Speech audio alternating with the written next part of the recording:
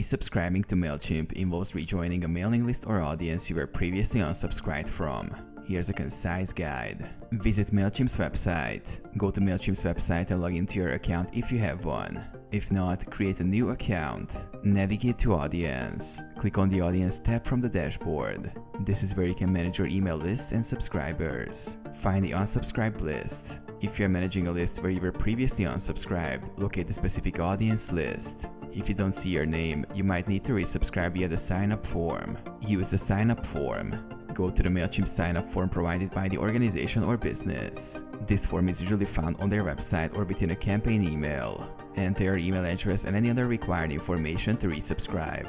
Confirm subscription. Check your inbox for a confirmation email from Mailchimp. Click the confirmation link to complete the resubscription process. This ensures you're added back to the mailing list. Contact support. If you have trouble resubscribing or need assistance, contact the organization managing the Mailchimp account or Mailchimp's support team.